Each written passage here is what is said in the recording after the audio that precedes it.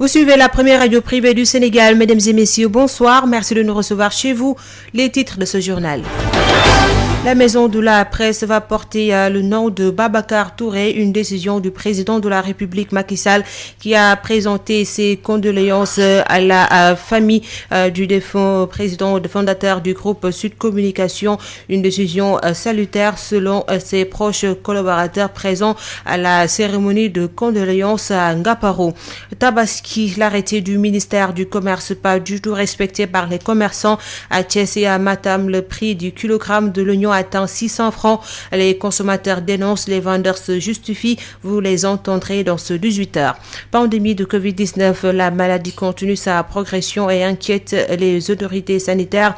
En cette veille de fête, 41 nouveaux cas positifs, 8 cas communautaires et 4 décès sont enregistrés ce mardi. 50 cas graves sont en réanimation. Avec notre invité, nous allons parler de la reprise du dialogue politique. Le Front national de résistance craint un nouveau report des élections prochaines. Il y a urgence avec l'audit du fichier électoral, l'évaluation du processus et les nouvelles périodes d'inscription. Salou Sarr, plénipotentiaire du FRN, est l'invité de ce 18h. La page éco avec Rapseid Manouane va compléter cette édition. Voilà pour les titres.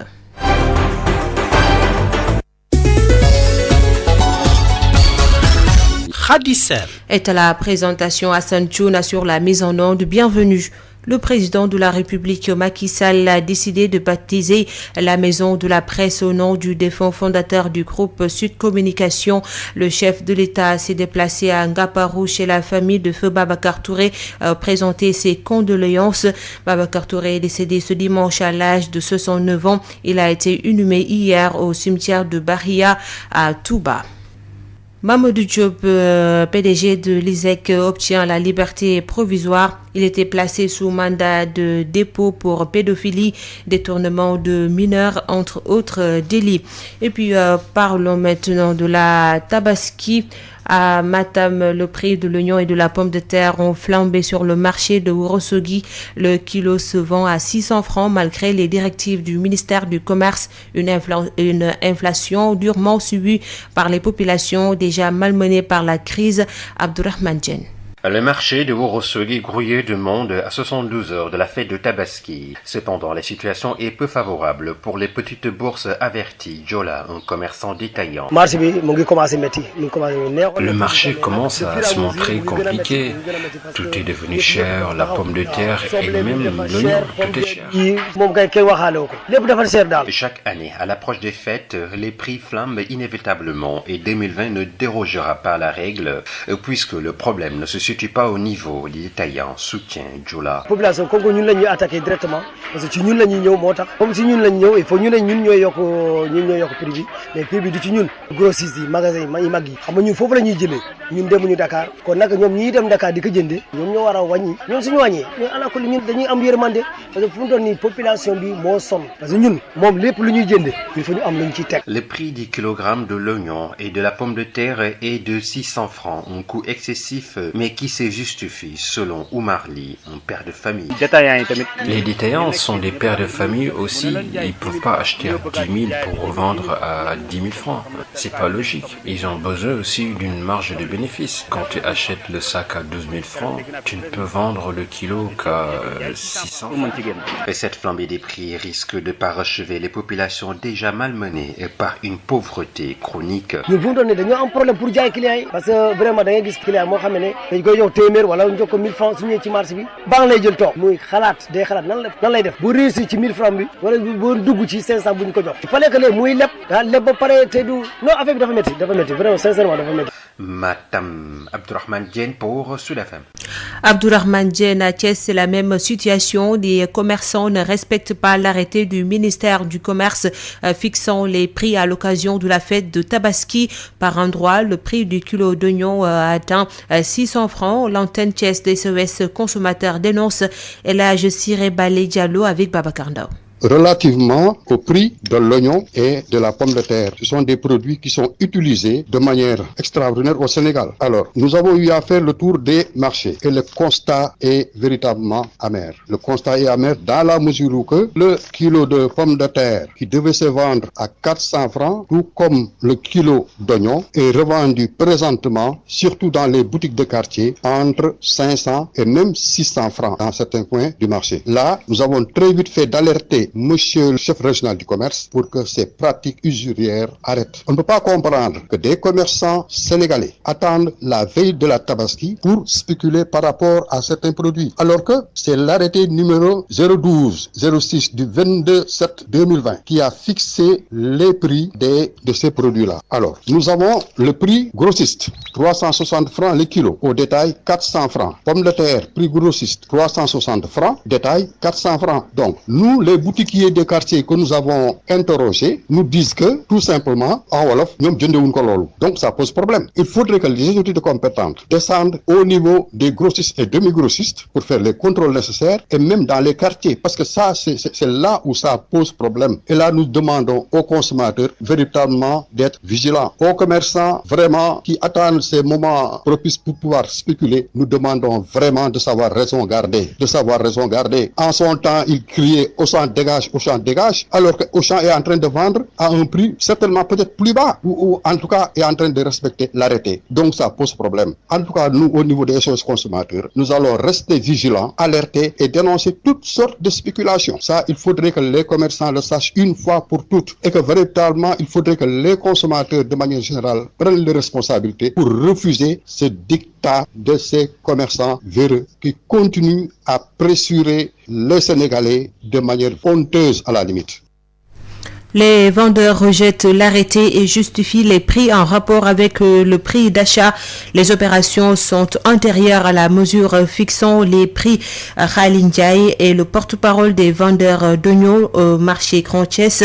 Ces propos sont recueillis par Babacar Ndao. Depuis qu'on est là, depuis qu'on travaille l'oignon, c'est la première fois qu'on nous dit on a homologué les oignons et les pommes de terre. Nous, on n'est pas d'accord. Qu'est-ce que l'État vous a proposé concrètement? À combien vous devez vendre le kilo d'oignons? L'État nous a proposé de le vendre à 360 francs. Pour les grossistes? Pour les grossistes, les détaillants pour 400 francs, mais nous on l'a acheté à 400 francs. Même il y a des gens qui ont acheté à 425. Donc l'oignon, on ne peut pas le vendre à 360. C'est anormal. On ne peut pas le vendre à 360. Et vous ne pouvez pas acheter et vendre à perte? Non. Même actuellement à Poto, l'oignon on le vend à 350 francs. Et même si tu fais le transport de venir jusqu'à Thiès, tu devrais le revendre à 400 francs. Non, le transport est cher, est trop cher même. À Pout, les gens ils le vendent à 375 comme d'habitude. Donc l'État doit partir à la base, réglementer les choses. Non, le ministre on le dit de laisser tout et de nous laisser vendre. Bon, parce que l'oignon on l'a acheté à 375, nous devons le vendre à 425. Donc le ministre on le supplie de nous laisser nous vendre l'oignon. Monsieur Ndiaye, si l'État prend certaines décisions, certainement il prend langue avec des acteurs à la base. Autrement dit, est-ce à dire que vous n'avez pas été associé dans cette décision? L'État doit venir à la base pour parler avec les gens, mais nous n'avons pas de président. Nous n'avons pas de président. Ici au marché Grand Thiès, nous n'avons pas de président. Donc l'arrêté ne soyez clair. Donc l'arrêté, on va le mettre à la poubelle. Est-ce que le stock actuellement sur le marché peut couvrir le marché d'ici à la fête de la Tabaski? Non, bien sûr. Suffisant. Oui, c'est suffisant. La pomme de terre aussi. Oui, la pomme de terre, c'est suffisant. Oui, c'est suffisant. Qu'est-ce que vous dites aux boutiquiers qui sont dans les quartiers qui vendent quand même le kilo à 600? Non, mais c'est trop là, c'est trop. 600. Les boutiquiers, ils doivent vendre l'oignon à 500 francs seulement. Parce que nous, on le vend à 425. Des fois, il y a des gens même qui le vendent à 400. Donc, ils devraient le vendre à 500 francs. Ouais, maximum. Parce que le ministre, il a bien exigé ça. Okay. Donc, on doit le vendre à 500 francs. Voilà les vendeurs qui rejettent l'arrêté du ministère du Commerce fixant les prix de l'oignon et de la pomme de terre à l'occasion de la Tabaski. L'Aïd qui sera célébré dans un contexte de crise. Le mouton de Tabaski est désormais l'équation à résoudre. Il en faut un pour la famille, mais à quel prix? En tout cas, au point de vente du stade Léopold Sédar Senghor, les moutons sont intouchables. Babacar Samb. Surpris en plein marchandage devant un troupeau de moutons de pâturage communément appelé tchogal. Ce père de famille n'a pu s'empêcher de lâcher dans un souffle. Mais les prix là, vraiment, les prix sont extrêmement chers. Vraiment, d'habitude, les moutons que je paye à 100 000, à 120 000, vraiment, je trouve quelqu'un, il me dit à 150 000. Des moutons intouchables, des prix exorbitants avancés par les vendeurs. Conséquence, ici au point de vente du stade de Léopold Sédar Senghor, ce n'est toujours pas le grand rush. Les clients se font toujours rares. Isma Sow peine à écouler son cheptel. Est-ce que depuis samedi yaa ngi tàmbalee jaay am na ñu ñëw di jënd si. waaw jaay na fi juróom xar. waaw dem samedi ba léegi loolu la fi jaay tey mooy talaat. di amuñ sax ku ko bugg sax ku ko waxaale. C'est tout à fait, c'est cher. Ousmane Diaw. Pour ce client, l'équation combien importante du mouton de Tabaski doit être coûte que coûte résolue, ne serait-ce que pour le bonheur de ses petits-enfants. Les cordonniers de la rue 11 angle 18 de la Médina ne notent pas encore de forte affluence des clients à quelques jours de la Tabaski. Désemparés, ils appellent pour le consommer local. Autre inquiétude, c'est le coronavirus qui a des effets conséquents sur leur chiffre d'affaires. Adjifatou Bari. Plus que 2 jours avant la Tabaski, mais à la rue 11 angle 18 de la Médina, les cordonniers se demandent encore où sont bien passés les clients. Les derniers moments que les clients venaient, mais pour travailler les derniers jours-là, ça sacrifie une vie. Des clients, il commence à en avoir, sauf que c'est encore très peu face à l'attente de ces artisans de la chaussure. Omar Fam est le président du collectif des cordonniers de la rue 11, angle 18 de la Médina. Oui, il y a un peu d'affluence parce que nous sommes des cordonniers et nous sommes fiers d'être ce que nous sommes. Ce métier, c'est un métier très noble qu'on doit soutenir. La rude concurrence des produits importés ne leur facilite pas non plus la tâche, ce que déplorent fortement ces artisans qui plaident pour le consommer local. Pour vous soutenir, il faut que le consommer local soit en masse. Pour lutter contre le consommer local, il faut arrêter l'importation et ceci venant de l'extérieur. Autre équation qui les taraude, c'est la fermeture des frontières terrestres, une mesure prise dans la lutte contre le coronavirus, ce qui a pour conséquence de les priver de bon nombre de leurs clients originaires de la sous-région. Les clients qui viennent de l'extérieur, surtout la sous-région-là, depuis que le coronavirus est venu, ils ne peuvent pas entrer. Nous, ce qu'on veut, c'est les clients qui viennent de l'extérieur qui ont plus à gagner, à acheter. Donc, à un moment-là, les clients qui viennent de l'extérieur ne peuvent plus venir. Le coronavirus a bien touché nos secteurs, surtout les cordonniers. La Tabaski 2020 aura un goût bien particulier pour ces cordonniers installés à la rue 11, angle 18 de la Médina. Des cordonniers qui se demandent encore s'ils pourront rattraper tout ce temps perdu en l'espace de 2 jours seulement. Les cordonniers de la Médina impactés par le coronavirus, justement, le point sur la pandémie de Covid-19.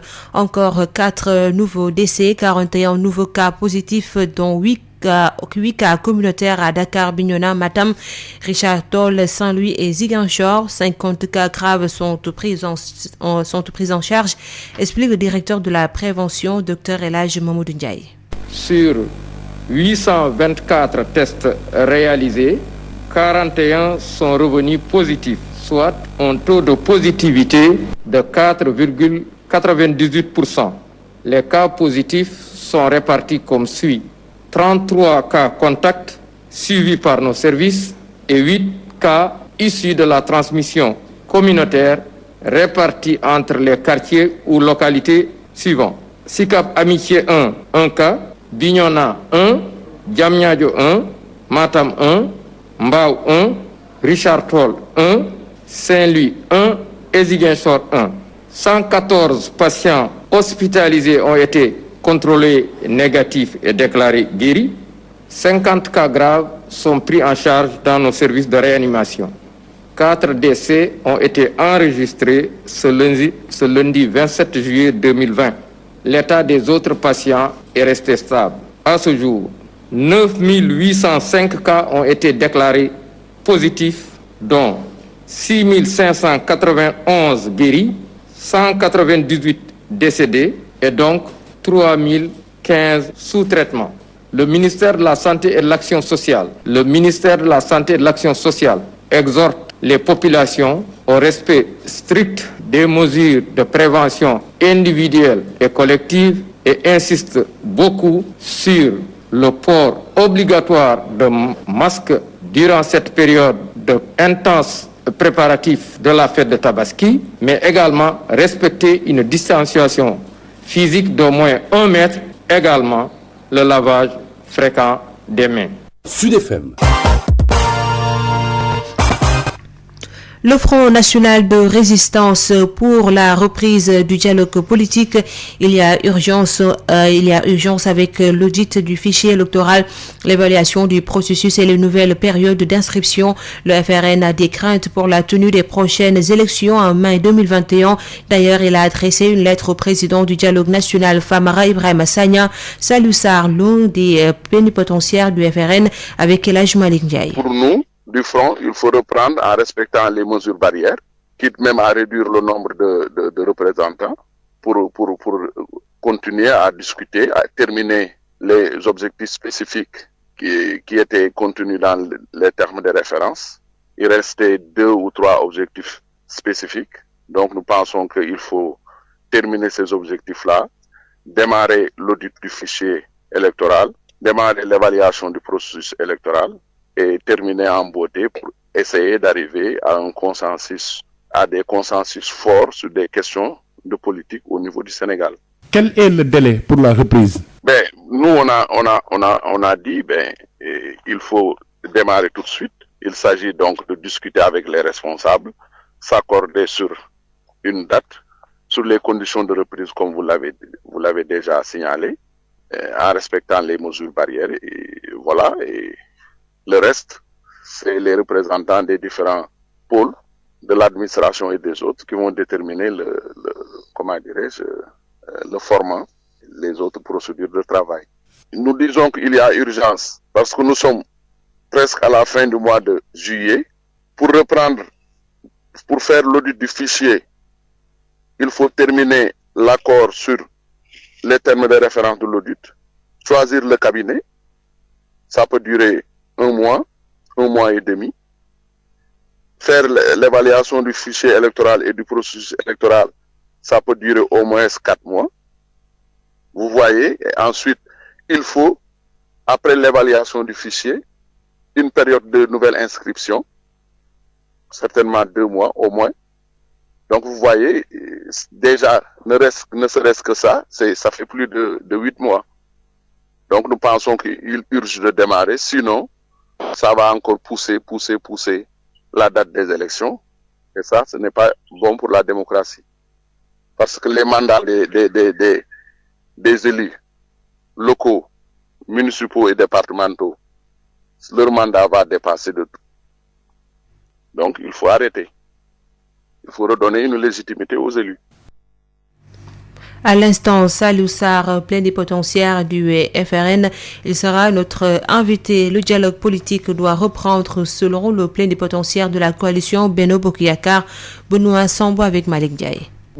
Écoutez, les inquiétudes sont fondées, il n'y a pas de souci, ils peuvent se faire des inquiétudes, mais comme je dis, nous avons perdu beaucoup de temps dans le processus de finalisation des problématiques posées au sein de la commission du dialogue politique. Et c'était lié quand même à la pandémie, à la crise liée à la pandémie qui s'est déclarée, la pandémie de la COVID-19 qui s'est déclarée dans notre pays. Il était clair que dans une commission où on était à peu près une centaine de personnes, il était difficile de continuer à se réunir dans ces conditions-là. Par la suite, le dialogue national en lui-même a été suspendu. Il faut que nous puissions proposer des solutions pour reprendre les travaux et en tout cas finaliser les questions qui étaient inscrites au menu du dialogue politique. Il reste, je crois, que 2 ou 3 questions et permettre vraiment que nous puissions lancer le processus de d'audit du fichier et d'évaluation du processus électoral comme l'avait exigé l'opposition. Si c'est à ce niveau-là, je crois que nous sommes tous d'accord qu'il faut que nous puissions trouver des solutions. Nous-mêmes, je pensais saisir mes collègues de l'opposition pour un échange informel, pour que nous puissions voir dans quelles conditions nous pourrions reprendre, en peut-être réduisant donc les délégations, pour que nous puissions vider définitivement donc les questions qui restaient en suspens et que nous puissions donc aller lancer le processus, parce qu'effectivement ça va prendre du temps.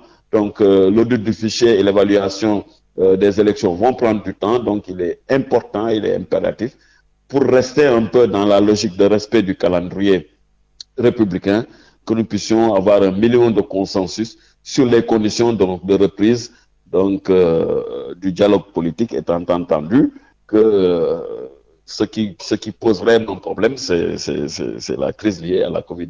La reprise du dialogue politique est une nécessité selon la société civile. Cependant, vu le contexte du moment marqué par la pandémie du Covid-19, le format doit faire l'objet de modifications et les participants devront aller à l'essentiel. C'est ce que nous dit Moundiaï Cissé, directeur exécutif de l'ONG 3D, membre du collectif des organisations de la société civile pour les élections. L'essentiel, c'est maintenant l'audit du fichier et l'évaluation du processus électoral. Parce que les autres points, tous les autres points ont fait l'objet d'abord de discussions. Il y a eu des consensus, il y a eu également des divergences. Les divergences ont été notées et placées dans le panier pour arbitrage avec le chef de l'État. Donc, ce qui reste, c'est vraiment la mise en œuvre des accords qui ont été obtenus dans le cadre du dialogue, surtout l'audit du fichier électoral et l'évaluation du processus électoral. Donc aujourd'hui, il est plus que nécessaire de reprendre le dialogue politique, ne serait-ce que pour sauver les locales. Parce qu'un report encore des locales serait un report de trop. Aujourd'hui, tout le monde sait que les citoyens attendent d'être fixés, de même que les maires, par rapport à leur sort. On ne peut pas être dans un pays et n'avoir aucune visibilité, aucune lisibilité sur le calendrier électoral. Aujourd'hui, il y a beaucoup de menaces sur les locales de 2021. Alors, il y a eu déjà 2 reports, donc ce serait vraiment un report de trop que de vouloir reporter encore après mars 2021. La reprise du dialogue politique est plus qu'une nécessité aujourd'hui. Pourquoi? Parce que c'est ce qui permet de relancer le débat sur le dialogue, sur les élections locales, mais à condition que l'État aussi accepte de faire des concessions, notamment abandonner le parrainage pour les élections locales.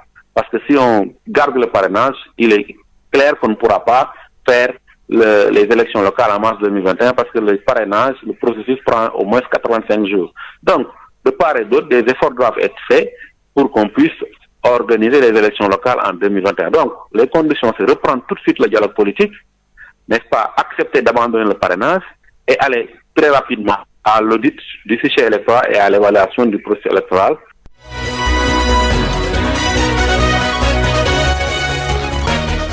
Nous démarrons par la boxe. La nouvelle équipe de la Fédération sénégalaise de boxe dirigée par Mamour Sène a pour mission de rehausser le niveau de la boxe sénégalaise. Les propos de la vice-présidente de la Fédération, Fatima Ba, jointe par Odile Minkilane. Notre mission, c'est de relancer la boxe sénégalaise vu que son étatique était très faible.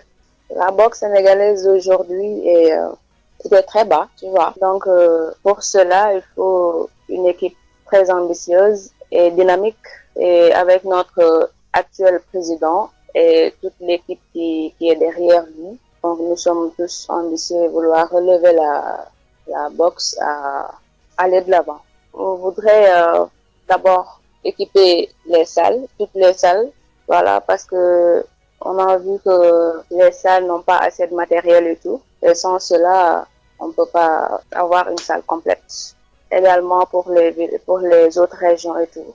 À l'instant, Fatima Ba, vice-présidente de la Fédération sénégalaise de boxe. Au football, l'avant-dernière journée du Calcio démarre ce soir au programme Parme contre Atalanta Bergame depuis 17h30. Inter Milan reçoit Naples à 19h45.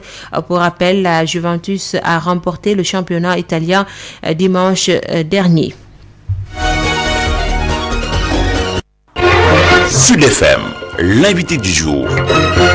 Il s'agit de Saliou Sarr, l'un des plénipotentiaires du FRN, Front National de Résistance. Il est avec El Hadj Malick Ndiaye. Nous sommes avec Saliou Sarr. Bonjour. Bonjour. Vous êtes l'un des plénipotentiaires du Front National de Résistance au dialogue politique. Alors, vous avez saisi Famara Ibrahima Sagna pour la reprise du dialogue politique. Dites-nous pourquoi. Oui, d'abord, donc c'est le Front de Résistance national, donc un front qui regroupe des partis de l'opposition. Donc nous avons saisi le président Famara Ibrahima Sagna en tant que président du comité de pilotage du dialogue national concernant la reprise du dialogue politique parce que, comme on a dit, la pandémie est là et nous devons vivre avec.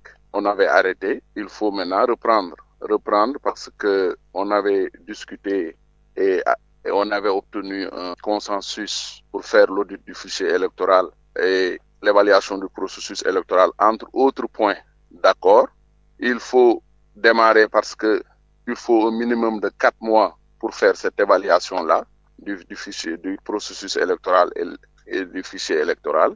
Nous nous sommes dit donc il faut le faire tout de suite parce qu'on avait reporté à cause de cela, donc avant le 31 mars 2021. Donc nous avons pensé qu'il faut reprendre pour gagner du temps, pour éviter de faire encore un grand report des élections. Alors, reprendre avec quel format? On reprend pour nous, du front, il faut reprendre en respectant les mesures barrières, quitte même à réduire le nombre de représentants pour continuer à discuter, à terminer les objectifs spécifiques qui étaient contenus dans les termes de référence. Il restait 2 ou 3 objectifs spécifiques. Donc nous pensons qu'il faut terminer ces objectifs-là, démarrer l'audit du fichier électoral, démarrer l'évaluation du processus électoral et terminer en beauté pour essayer d'arriver à un consensus, à des consensus forts sur des questions de politique au niveau du Sénégal. Quel est le délai pour la reprise? Nous on a dit il faut démarrer tout de suite. Il s'agit donc de discuter avec les responsables, s'accorder sur une date, sur les conditions de reprise comme vous l'avez déjà signalé, en respectant les mesures barrières. Et voilà. Et le reste, c'est les représentants des différents pôles de l'administration et des autres qui vont déterminer le format, les autres procédures de travail. Nous disons qu'il y a urgence parce que nous sommes presque à la fin du mois de juillet. Pour faire l'audit du fichier, il faut terminer l'accord sur les termes de référence de l'audit, choisir le cabinet, ça peut durer 1 mois et demi, faire l'évaluation du fichier électoral et du processus électoral, ça peut durer au moins 4 mois. Vous voyez, et ensuite, il faut, après l'évaluation du fichier, une période de nouvelle inscription, certainement 2 mois au moins. Donc vous voyez, déjà, ne serait-ce que ça, ça fait plus de 8 mois.